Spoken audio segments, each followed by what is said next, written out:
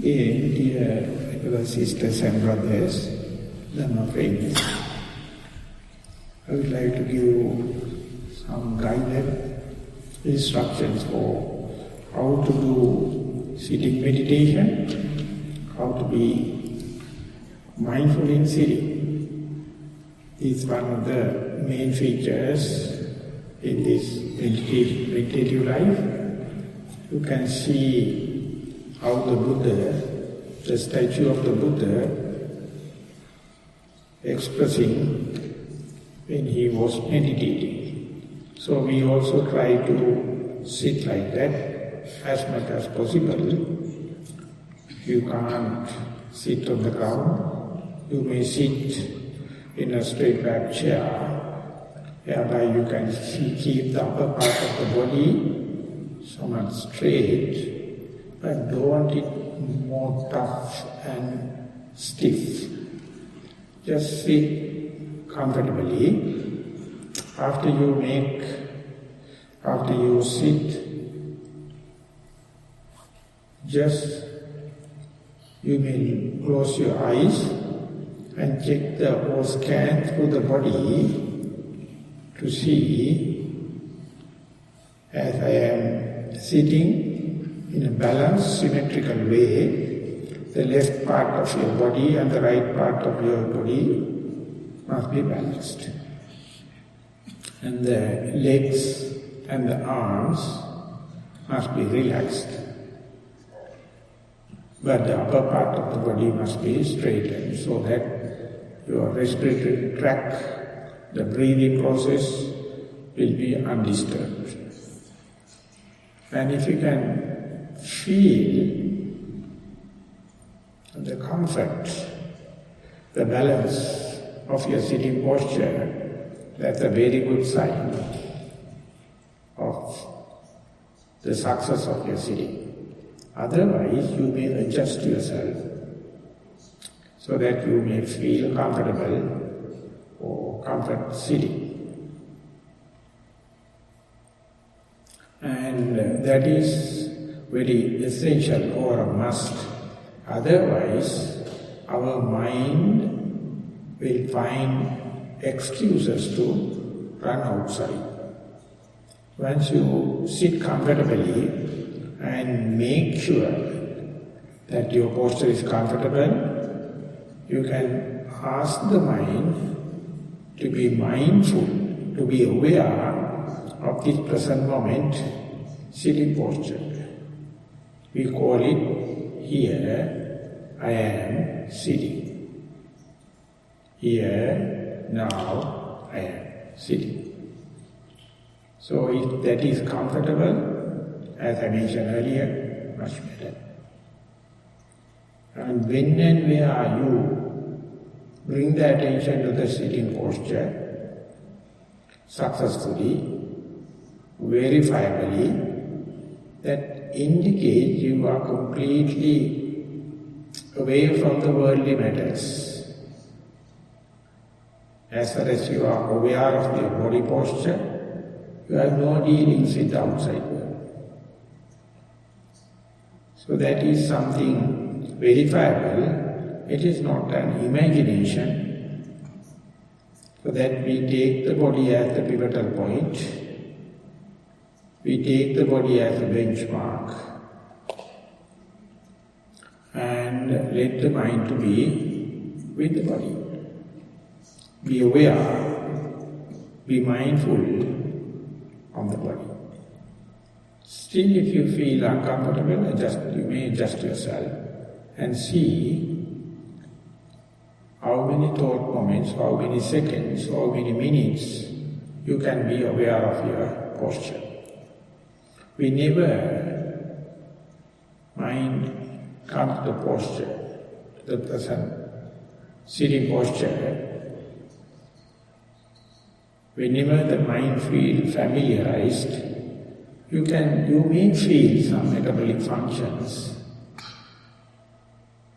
something like breathing, or as the air inhalation come in, your body is pressing and touching with your clothing, so you may see some expansion. When the exhalation happens, air goes out. Sometimes you may feel some relaxation. They are happening in a rhythmic way. These are the clear signs to indicate the mind is inside, and same we can make use as a sign to measure how many breath cycles, how many rising and falling or expansion, contraction kind of cycles I can follow without wandering, without mind going out, maybe due to outside sounds, or maybe due to some other bodily sensation, pains, aches, or any kind of thing, or, as I mentioned in walking meditation, the daydreaming, fantasizing, thinking, storytelling, fabrications. They are quite normal. So whenever such thing happen, you will simply bring the attention back to your sitting posture. And sometimes you may feel the comfort in sitting, or maybe you come back to the cyclic patterns like in-breath, out-breath, rising or expansion, contraction, falling like. Or you may feel the touching points on the grounds. So if I am to compare the walking meditation versus this sitting posture, in walking it is advisable to keep your eyes open and downcast. Here it is advisable to keep your eyes closed if there is no specific difficulty. When you are walking mindfully, your basic attention is towards the lower part of your body, the movements of the legs or soles. But here, your lower part of your body is very passive. Your basic attention is on the upper part of the body. When you are walking, you see the hardness, softness, heat, cold of the ground. Basically, the earth element, the hardness, softness. But here, basically on the air element, as the inhalation happens, where can you feel at the most touching point or rubbing point. Equally when it is going out, when the body expanding and contracting, what are the points that you can be aware? Or when the body weight is touching on the ground, what are the points? Very important and significant difference is, while walking, you intentionally doing something and try to be aware of that very volitional action. In sitting, there is no such volitional action, but you are observing the passive in-breath and out-breath. You are observing the effortlessly happening, the expansion, contraction of the body, or rising and falling of the body, your abdomen, or your body weight. Or everything is happening in sitting posture. As a yogi, as a practitioner, you are doing nothing unless otherwise you focus your attention. But in walking, while doing something actively, only you pay attention. So, in walking, there may be some mobilizing energy, because it needs double-fold energy to do things as well as observe. But in sitting, you do nothing, typically, ideally, and try to observe. Therefore, it is generally accepted walking meditation is good for energy. In Pali we call virya, and sitting meditation is more conducive to the concentration or calming down. In Pali we call samadhi. So these virya and samadhi or walking meditation and sitting meditation must be balanced to have a healthy mindful growth, to have a good awareness. So after doing in a day-to-day timetable, after doing 1 hour of walking meditation, we come and sit for 1 hour. And if you can do it in consecutive sessions, then there's a momentum, then there's an acceleration going to start. The walking mindfulness you are bringing back to sitting, and sitting mindfulness you are taking to the walking, and towards the evening, maybe from starting of tomorrow, we may get that kind of sessions. So, very important thing, individually, as well as a group is, to maintain that kind of a healthy momentum of the mindfulness, you must determine not to talk. If you are going to talk with others and have conversations, this trend will not be so healthy. So therefore try to maintain the silence that we call noble silence, and in sitting, we try to keep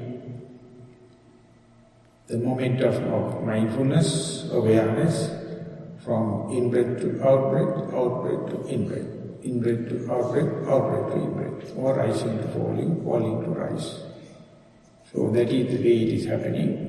If you are sharp enough, or if you are already practiced yogi, sometimes you can see the characteristics of your in-breath and out-breath. Something like long in-breath, long out-breath, short in-breath, short out-breath. And rising and falling also the same. And maybe it is too much for the day, but just for the sake of instructions, whenever the out-breath happens, for example, if the mind is sharp and calm and collected, you can see just the beginning of the out-breath, and it is gushing air through your nostrils, and you can be mindful to the very end of the out-breath. And then starting in-breath. Likewise, more than walking meditation, here the mind can trace that kind of details also. Comparatively, the walking meditation is better for you to understand mindfulness in day-to-day activities than sitting. So therefore, in between mindfulness in sitting and mindfulness in day-to-day activities, walking meditation work as a pacemaker or mediator. For example, now from here, when you are going back to your room, it is not a flat ground, it is not a straight line, but still you can have a certain amount of mindfulness in walking steps, even though it is not ideally like walking meditation. Other activities like any other activities in the day-to-day life, not only you are keeping the touch of your soul, you can use your palms also. When you are eating, when you are brushing teeth, when you are doing something, you can be aware. The palms and the soles also, that's a kind of an extension towards the day-to-day activities or day-to-day mindfulness, awareness. So this is how we try to practice walking, sitting, and the day-to-day activities in this residential retreat we call intensive meditation. So I hope this much instructions enough as a beginner. And whenever you are distracted or bewildered or wandering, bring the attention back to your sitting posture. Start like a beginner, beginner's mind. Rather than regretting and complaining, try to maintain this beginner's mind. So that's all I would like to share. Now we are going to sit for the rest of the hour till 9 o'clock with this, and hope it will be a successful sitting session. Thank you very much for listening.